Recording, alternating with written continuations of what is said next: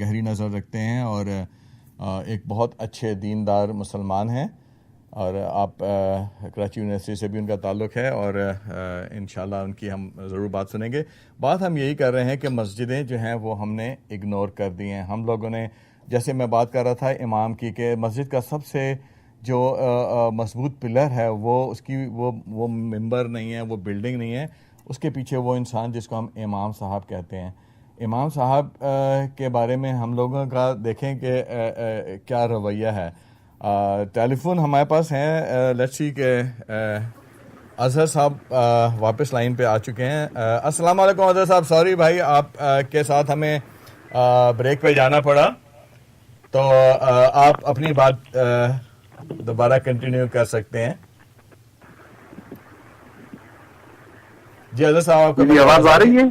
جی بھائی، آپ on line ہیں، آپ فرمائیں۔ سوری ہمیں بریک پہ جانا پڑا سر۔ اوکے جی بھائی۔ جی تو آپ بھائی یہ بتائیے کہ امام اصل میں جو مسجد کے سب سے امپورٹنٹ جو شخصیت ہوتی ہے وہ مسجد کا امام ہوتا ہے، اور ہم جو کمیونٹی والے یا جو مسجد کے میں جانے والے لوگ ہیں وہ کتنا انوالو ہوتے ہیں امام صاحب کی سلیکشن میں، اور ہم کتنی عزت دیتے ہیں اپنے معاشرے میں امام کی، ذرا اس بات پہ اگر آپ روشنی ڈالیں۔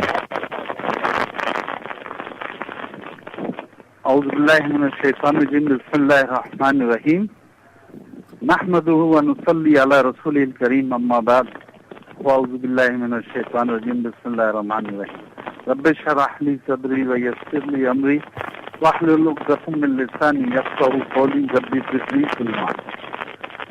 سب سے پہلے تو میں آپ کا شکریہ ادا کروں گا کہ آپ اتنا اچھا پروگرام پیش کر رہے ہیں۔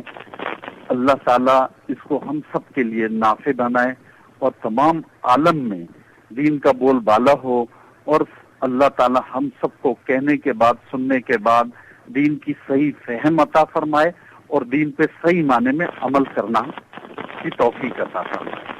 اچھا، سب سے پہلے تو میں آپ کے سوال کے جواب میں ایک شعر مولانا اکبر الہ آبادی رحمۃ اللہ علیہ کا پیش کروں گا۔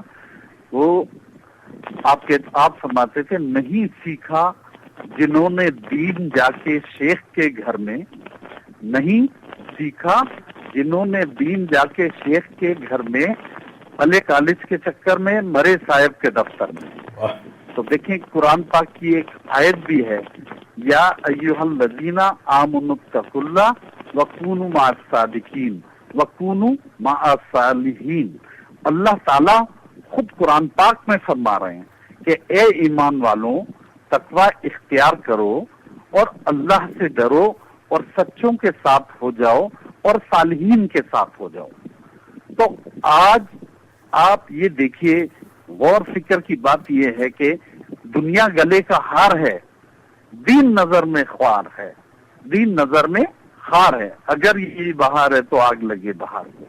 تو آج ہمارے دلوں میں دنیا کی حیثیت زیادہ ہے اور دین کی حیثیت ہمارے دلوں میں اتنی نہیں ہے، جس کی وجہ سے ہماری نالج نہیں ہے۔ جب دین کی وقت ہمارے دلوں میں نہیں ہے تو پھر ہمیں دینداروں سے محبت کیسے ہو سکتی ہے، ہمیں عالم دین کے مقام سے اندازہ کیسے ہو سکتا ہے۔ تو کہنے کا مقصد یہ ہے کہ آج ہمارے معاشرے میں طرح طرح کے فلاحی ادارے کام کر رہے ہیں، تھانے، کورٹ، کچہریوں میں عوام کا رش دیکھنے کے لائق ہوتا ہے، اور مساجد کے بارے میں کہا جاتا ہے کہ جو قول سنا بزرگوں سے، اور آپ صلی اللہ علیہ وسلم فرماتے تھے کہ ان کو 24 گھنٹے آباد ہونی چاہیے، اور مساجدیں ویران ہوتی جا رہی ہیں۔ مشکل سے صرف نماز کے وقت 2-4 صفیں آباد ہوتی ہیں، یا زیادہ سے زیادہ جمعے کے دن ہوتی ہیں۔ اگر ہم دین دنیا کی کامیابی چاہتے ہیں تو ہمیں آپ صلی اللہ علیہ وسلم کے بتائے ہوئے طریقوں پر مساجد کو دوبارہ آباد کرنے کی ضرورت ہے۔ آپ صلی اللہ علیہ وسلم نے فرمایا، اور سب سے پہلے تو میں یہ آپ کو قرآن کی آیت کوٹ کروں گا جس کا ترجمہ ہے کہ بے شک مسجدیں اللہ کے لیے ہیں، بس اللہ کے ساتھ کسی اور کو نہ پکارو۔ حضور صلی اللہ علیہ وسلم نے اپنی دعوت کے کام کے لیے مسجد ہی کو مرکز بنایا، وہیں سے دین کی دعوت دینے کے لیے اطراف عالم میں جماعتیں بھیجی اور مساجد ہی سے دین کے جہاد کے قافلے روانہ فرمائے۔ خالی مساجد میں نماز نہیں ہوتی تھی 5 ٹائم، دنیا کے معاشرت دیکھیں، ایک ہم نے جو ہے دین کو سمجھا نہیں، سیکھا نہیں، ہم نے دین صرف 25% جو دین ہے، روزہ، نماز، حج، زکوٰۃ، داڑھی رکھنا اور یہ اعمال ہیں، اور 75% دین جو ہے وہ ہمارا ہے 75% دین معاشرت کے آپس کے لین دین، دنیا کے معاملات، کاروبار، پڑوسیوں کے ساتھ تعلقات، لین دین، بڑوں کا ادب، چھوٹوں سے شفقت، یہ تمام چیزیں شامل ہوتی ہیں اس میں۔ تو اس دور میں مسجد ہی میں عدالت بھی ہوتی تھی۔ حضور صلی اللہ علیہ وسلم مسجد میں بیٹھ کر لوگوں کے درمیان فیصلے فرماتے تھے۔ مسجد کا کردار آپ صلی اللہ علیہ وسلم کے دور میں ایک کمیونٹی ہال کا سا تھا کہ سوسائٹی کے فلاح بہبود کے جملہ امور مسجد ہی میں غور کے لیے پیش کیے جاتے تھے اور ان پر مناسب کاروائی کی جاتی تھی۔